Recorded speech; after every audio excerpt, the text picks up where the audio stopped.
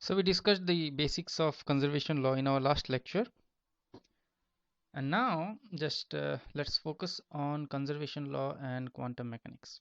Okay, let me explain it in this way. So if this is the nucleus, then you know that there is something called as a p shell, and it looks like this. Okay, and I have already talked what is the meaning of this. The meaning of this is there is probability of finding the particle in this area or in this particular volume, and there is probability of finding the electron in this particular volume. Okay, so consider a hypothetical case, just a hypothetical case, that the probability shifts. For example, maybe the probability becomes how about like this, it there is a change in axis. Now initially the probability was like this. Okay, and you see there is a flow of probability from the blue region to the white region. The blue region is the old region where the probability of finding was very high, and the white region is the new region where the probability of finding the particle is very high. So whenever there is a probability change, I can write like this: d rho divided by dt. Whenever there is a rate of change of probability, it is always due to some flow. So you can write it as divergence. What is divergence? I already discussed in our mathematical physics lecture series. Divergence means a flow. Okay, divergence means it's a flow like this, outward, or it can be inward. So go to the mathematical lecture and watch divergence. That would be better. So del dot j. So J is related to the current.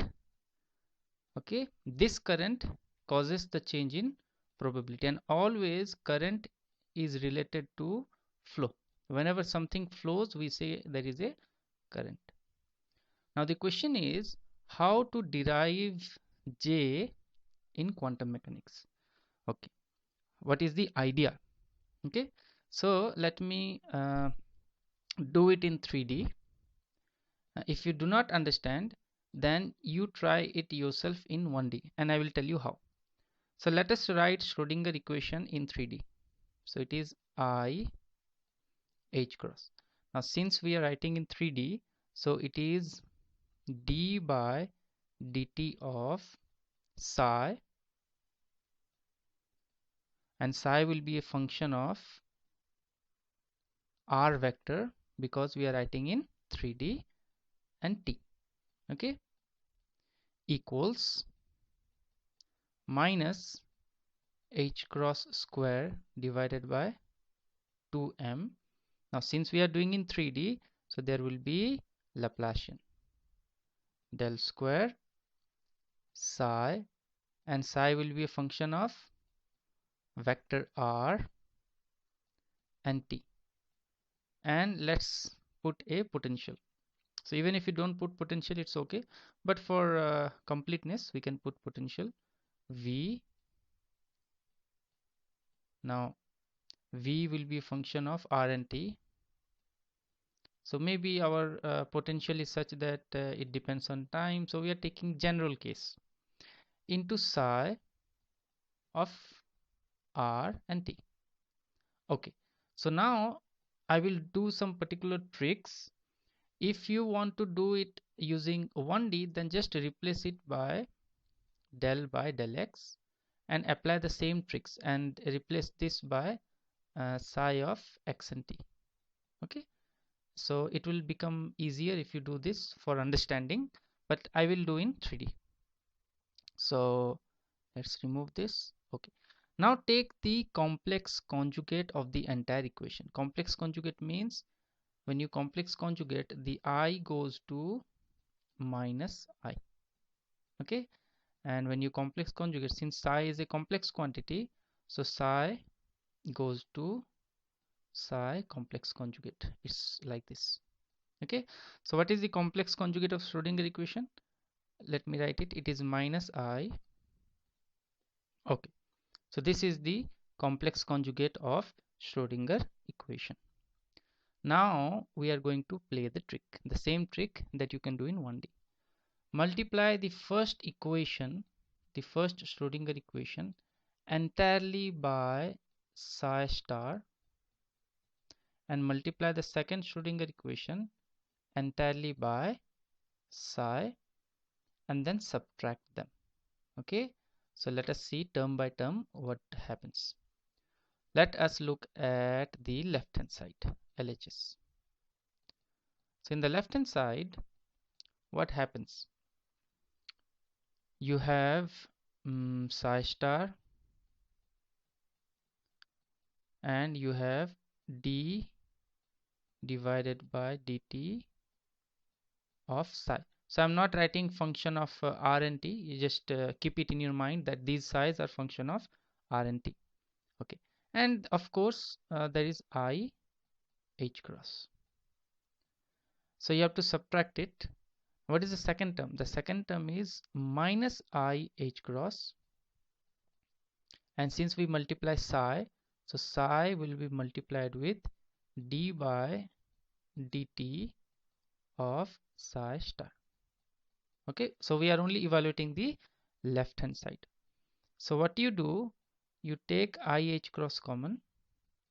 This minus and this minus together will give me a plus sign, and you have a very interesting quantity. You have a quantity that looks like this, psi star, and this is a very beautiful trick, and you will be amazed to see this trick. We have this thing plus we have this thing, and if you are clever enough, then you can see where we are going. If you look at this quantity, then it is nothing but it is I h cross. Okay, look at this beautiful thing, d by dt of, I can write psi star psi. Oh my god, look at this. What do we get? We get the rho.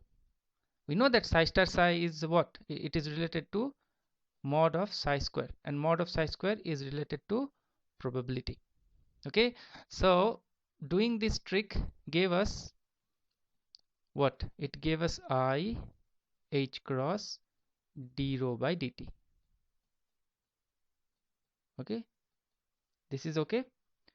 Now what we do is, now we evaluate the left hand side, the right hand side.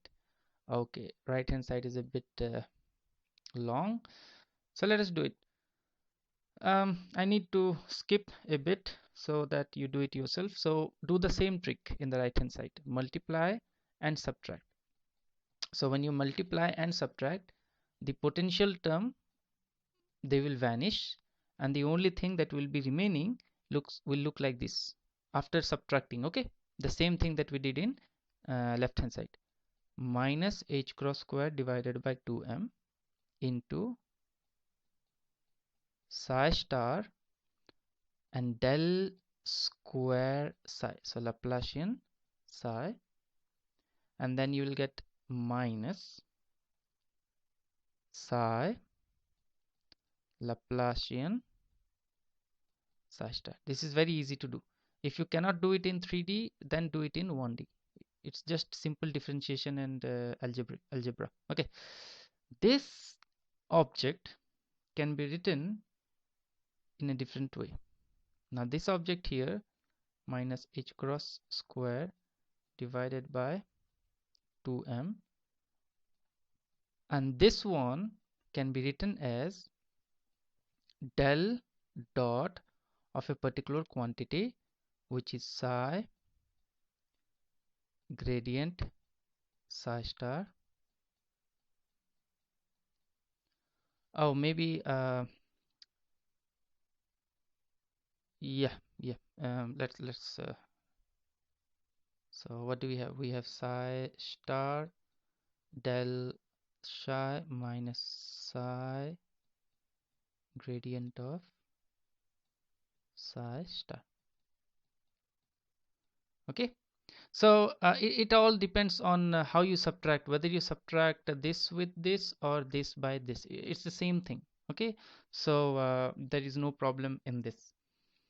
So in my previous lecture, what I did is I might have written this as psi and this as psi star, and this object as psi star, and this object as psi. So everything is okay, there is no problem.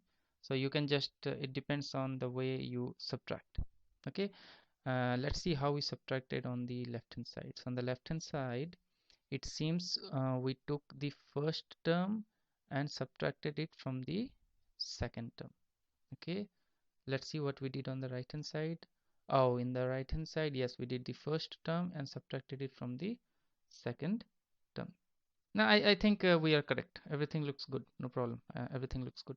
Anyways, so what is this? It tells you like divergence of something, and this must be related to some current J.